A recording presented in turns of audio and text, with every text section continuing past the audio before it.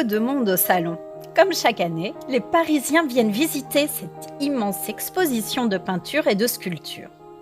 Les murs sont couverts de tableaux historiques, religieux, de portraits et de paysages parfaits, de dieux et de héros. Toujours les mêmes sujets classiques, bien réalisés, pour plaire au jury.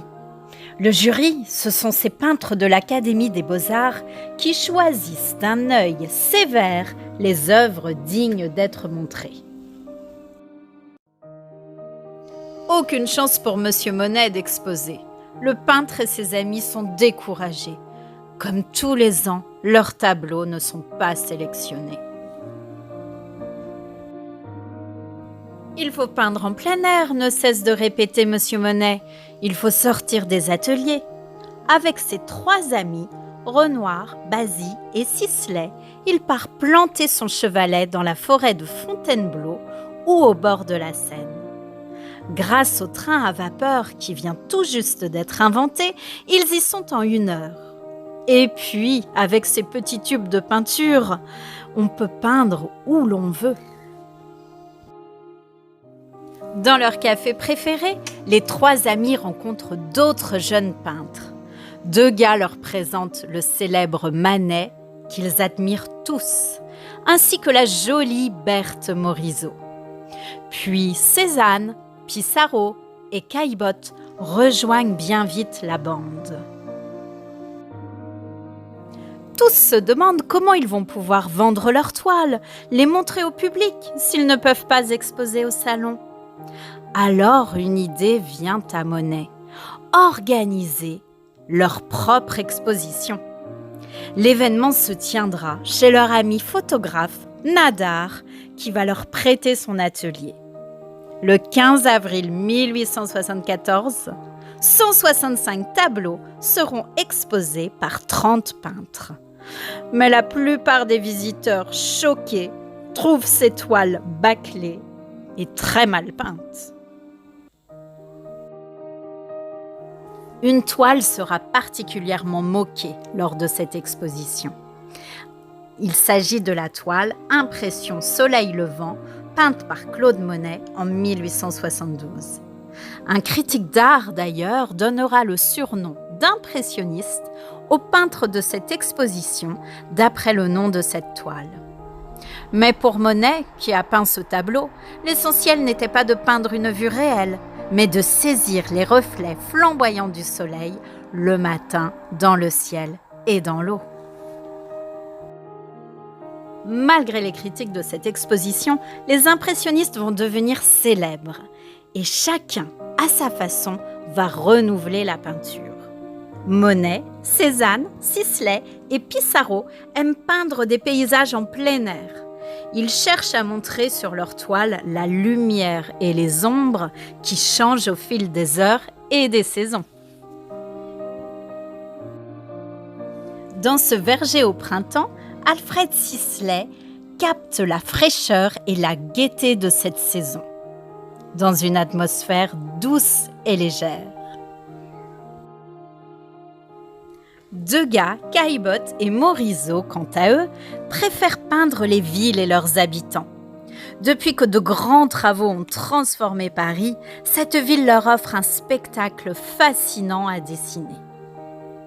Saisir la vie moderne en plein mouvement, à un moment précis, les passionne. Les passants pressés sur les boulevards, les clients élégants des bals et des cafés, les danseuses de l'opéra, deviennent les stars de leur tableau. Dans ce tableau, Bal au Moulin de la Galette, peint par Auguste Renoir en 1876, les danseurs tourbillonnent sous la lumière des lampadaires et du soleil d'été, qui perce à travers le feuillage et qui illumine le sol, les habits et les visages. Degas, Caillebotte, Morisot et Renoir ne peignent pas seulement les gens dans la rue. Ils s'invitent aussi chez eux pour les peindre dans leur vie quotidienne et même dans les moments intimes. Leurs modèles semblent oublier qu'ils sont observés par un peintre. Ils sont saisis sur le vif, comme sur une photographie. Ce tableau, Le Lever, de Berthe Morisot montre qu'elle aimait peindre le quotidien des femmes et des enfants dans des intérieurs simples mais élégants. Ses coups de pinceau larges et rapides donnent l'impression qu'elle surprend cette femme en pleine action. Au départ, les impressionnistes n'avaient pas beaucoup de succès. Presque personne n'achetait leurs tableaux. Certains d'entre eux vivaient même parfois dans la misère.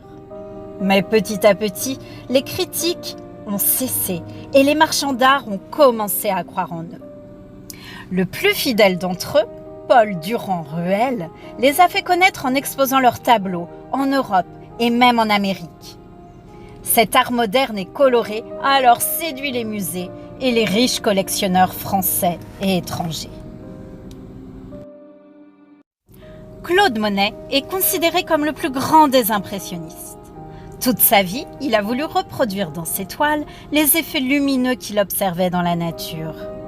Cette passion est née en Normandie, quand son premier maître, nommé Eugène Boudin, l'emmenait peindre face à la mer.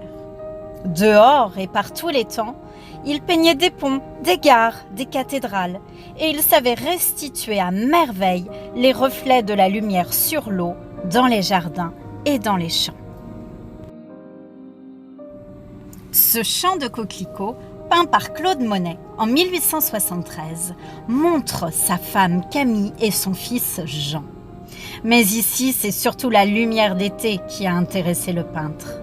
Pour illuminer son champ bleu-vert, il y a semé des centaines de coquelicots d'un rouge flamboyant. Claude Monet a créé un fabuleux jardin autour de sa maison de Giverny, en Normandie.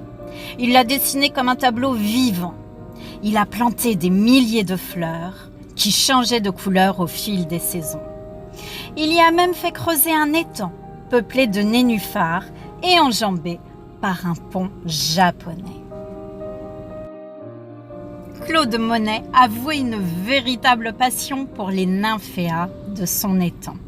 Il les a peints plus de 250 fois sur des toiles de plus en plus grandes pendant les 20 dernières années de sa vie. Voici Auguste Renoir.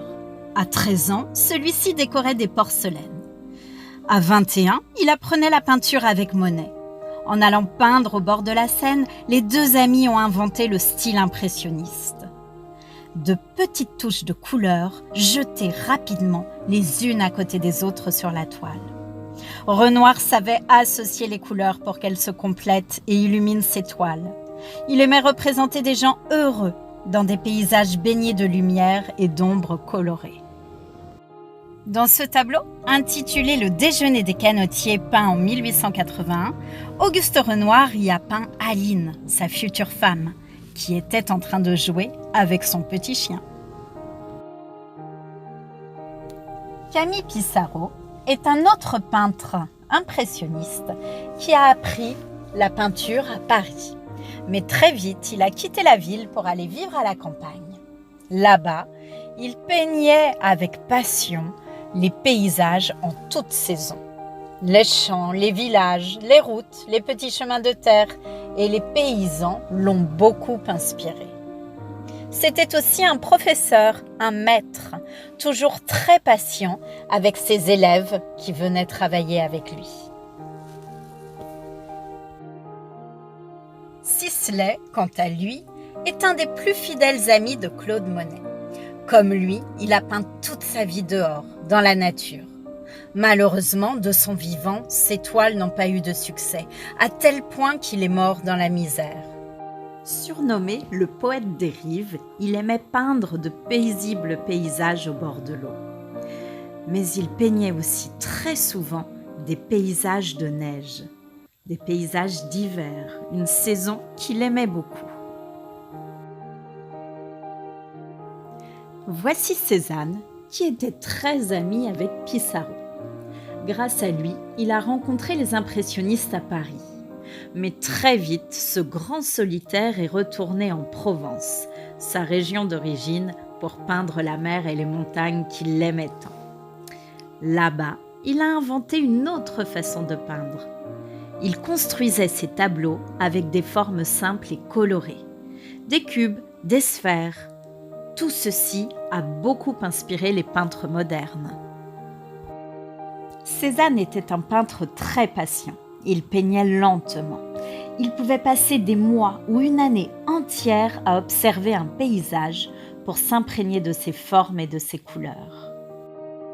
Voici la montagne Sainte-Victoire en Provence qu'il a tant aimé peindre. Nous voici maintenant de retour à Paris, à l'Opéra, avec Edgar Degas, le peintre du mouvement. Peinture, dessin, sculpture, il utilisait les différentes techniques pour saisir sur le vif les spectacles de la vie parisienne. Il aimait peindre les chanteuses et les musiciens en pleine action. Mais ses modèles préférés étaient les petites danseuses de l'opéra, croquées dans des poses étonnantes. Ce tableau s'intitule « Répétition d'un ballet sur la scène » peint par Edgar Degas en 1874. Partons maintenant à la rencontre de Gustave Caillebotte, qui lui ne peignait pas comme les autres impressionnistes. En effet, il n'utilisait pas des petites touches de couleurs posées côte à côte, mais plutôt des lignes nettes et précises qui font que ses toiles pouvaient faire penser à des photographies. Son sujet favori était Paris. Il adorait peindre les Parisiens sur les grands boulevards modernes qui venaient de transformer la ville.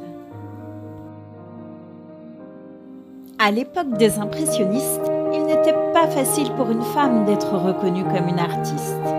Mais grâce à son talent inégalable, Berthe Morisot y est parvenue. Cette jeune fille d'une famille fortunée s'est formée auprès de Manet. Elle est devenue son élève et son modèle. Berthe Morisot aimait peindre les femmes et les enfants dans tous les gestes simples de la vie quotidienne. Avec des touches rapides et légères, elle fixait ses instants avec beaucoup de douceur, de tendresse et de délicatesse.